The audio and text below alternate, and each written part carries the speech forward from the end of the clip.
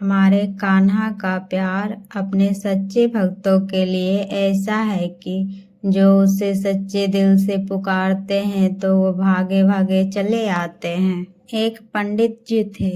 वो रोज घर घर जाकर भागवत गीता का पाठ करते थे। एक दिन उन्हें एक चोर ने पकड़ लिया और कहा, तेरे पास जो कुछ भी है मुझे दे दो। तब पंडित जी बोले कि बेटा, मेरे पास कुछ भी नहीं है। तुम एक काम करना, मैं यहीं पड़ोसी के घर में जाकर भागवत गीता का पाठ करता हूँ। वो यजमान बहुत दानी लोग हैं। जब मैं कथा सुना रहा हूँगा तुम उनके घर में जाकर चोरी कर लेना। चोर मान गया। अगले दिन जब पंडित जी कथा सुना रहे थे तब वो चोर भी वहाँ पहुँच गया। तब पंडित जी बोले कि यहाँ से मीलों दूर एक गांव है, वृंदावन। वहाँ एक लड़का आता है जिसका नाम है कान्हा। वो हीरो जवाहरातों से लदा रहता है। अगर कोई लूटना चाहता है तो उसको लूटो। वो रोज रात को उस पीपल के पेड़ के नीचे आता है जिसके आसपास बहुत सी झाड़ियां हैं। चोर ने ये सुना और खुशी खुशी वहां से चला गया। चोर अपने घर गया और अपनी बीवी से बोला कि आज मैं एक कान्हा नाम के बच्चे को लूटने जा रहा हूँ। मुझे रास्ते में खाने के लिए कुछ बांध कर दे दो। पत्नी ने सत्तू उसको दे दिया और कहा कि बस यही है जो कुछ भी है। चोर वहां से ये संकल्प लेकर चला कि अब तो मैं उस कान्हा को लूट के ही आऊंगा। वो पैदल टूटे चप्पल में ही वहां से चल पड़ा।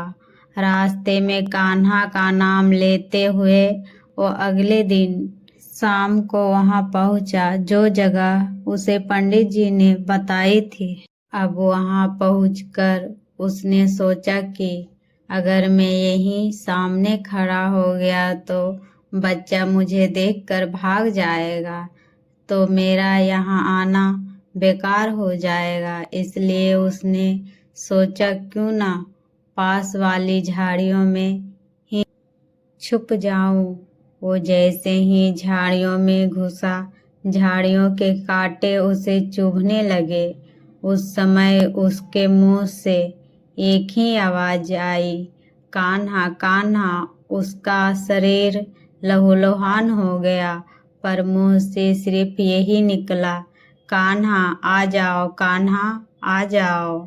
अपने भक्त की ऐसी दशा देखकर कान्हा जी चल पड़े। तभी रुक्मणी जी बोली कि प्रभु कहाँ जा रहे हो, वो आपको लूट लेगा। प्रभु बोले कि कोई बात नहीं, अपने ऐसे भक्तों के लिए तो मैं लूट जाना तो क्या, मिट जाना भी पसंद करूँगा।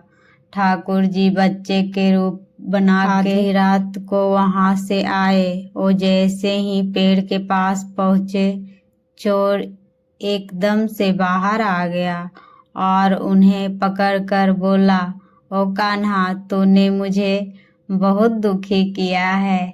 अब ये चाकू देख रहा है ना, अब चुपचाप अपने सारे गहने मुझे दे दे। कान्हा जी ने हंसते हुए उसे सब कुछ दे दिया। चोर हंसी खुशी अगले दिन अपने गांव में वापस पहुंचा। सबसे पहले उसी जगह गया जहां पर पंडित जी कथा सुना रहे थे। जितने भी गहने वो चोरी करके लाया था उनका आधा उसने पंडित जी के चरणों में रख दिया। जब पंडित जी ने पूछा कि ये क्या है, तब उसने कहा, आपने ही मुझे कान्हा का पता दिया था, मैं उसको लूट के आया हूँ और ये आपका हिस्सा है। पंडित जी ने सुना तो यकीन ही नहीं हुआ। वो बोले कि मैं इतने सालों से पंडिताई कर रहा हूँ, वो मुझे आज तक नहीं मिला। तुम जैसे पापी को कान्हा कहाँ से मिल सकता है। चोर के बार बार कहने पर पंडित जी बोले कि चल मैं भी चलता हूँ तेरे साथ वहाँ पर, मुझे भी दिखा कान्हा कैसा दिखता है। और वो दोनों चल दिए। चोर ने पंडित जी को कहा कि आओ मेरे साथ, यहाँ पे छुप जाओ। दोनों का शरीर लहूलुहान हो गया। मुंह से बस एक ही आवाज निकली, कान्हा कान्हा आ जाओ। ठीक मध्य रात्रि कान्हा जी बच्चे के रूप में फिर वहीं आए। दोनों झाड़ियों से बाहर निकल आए। पंडित जी के आंखों में आंसू थे, वो फूट फूट कर रोने लगे। चोर के चरणों में गिर गए और बोले कि हम जिसे आज तक देखने के लिए तरसते रहे, जो आज तक लोगों को लूटता आया है, तुमने उसे ही लूट लिया। तुम धन्य हो, आज तुम्हारी वजह से मुझे कान्हा के दर्शन हुए हैं, तुम धन्य हो। ऐसा है हमारे कान्हा का प्यार। प्रेम से कहिए श्री राधे, मेरो तो गिरधर गोपाल दूसरा न कोई।